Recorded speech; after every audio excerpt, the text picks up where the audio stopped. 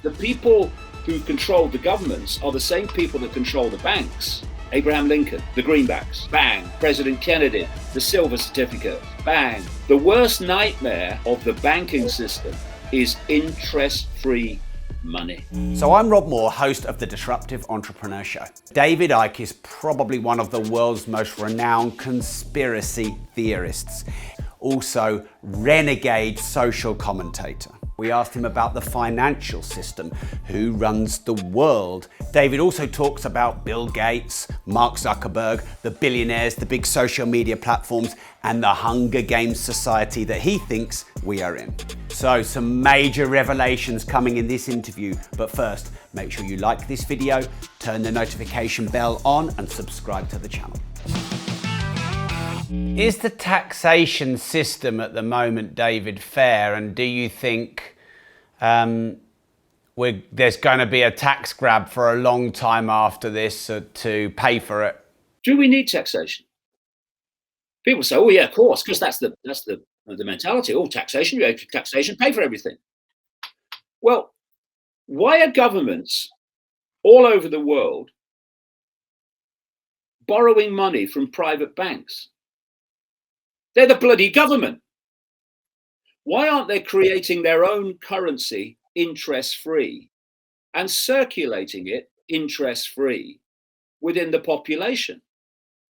Why aren't they creating money in this way, which is what the banks are doing, except the banks are charging interest as well, and paying for public projects?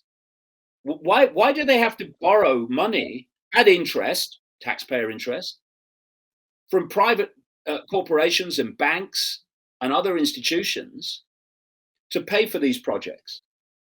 Why aren't they creating their own money interest-free and paying for them that way? Because the people who control the governments are the same people that control the banks. And so laws have been passed to suit the banks. And, you look at people around the world, politicians, who have started the process of introducing interest-free money issued by the government. Abraham Lincoln, the greenbacks, bang. President Kennedy, the silver certificates, bang.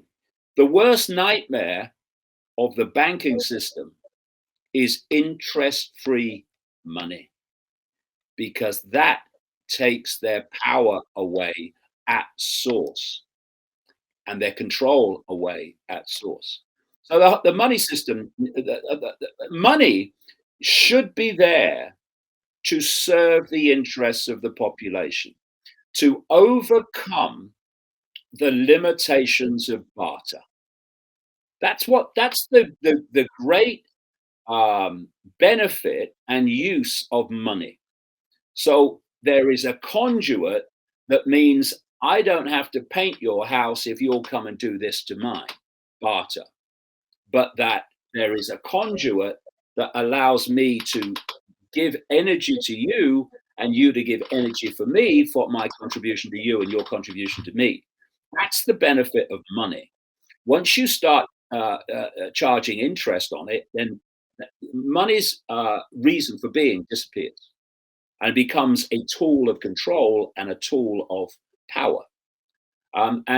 So you have this situation through the money system where you have, because of it, people with skills here, people that want those skills here, but those skills cannot be used for these people who want them because the money system stops that happening.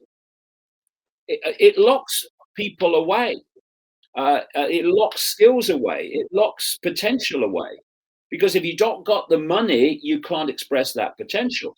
And what's happened in some areas of the world, I've written about this in books long ago, is when there's been a real economic disaster, they have created a system in a community whereby they have credits And if because there's no money for skills to be used for people that want the skills, so how do you get across that?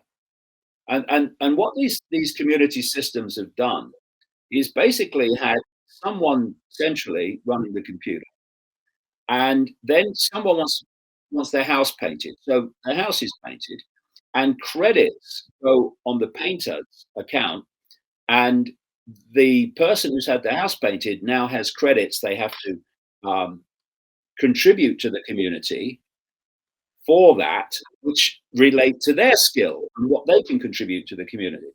And what these systems have done is overcome the limitations of the financial system. There's no money to pay anybody, and it's basically a middle ground between straight out barter and money.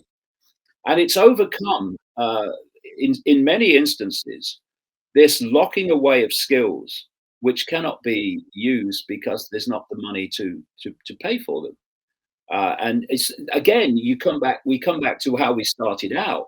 If you can control the money system, who has it and who doesn't, you completely control everything. You control choice, you control potential, you control possibility.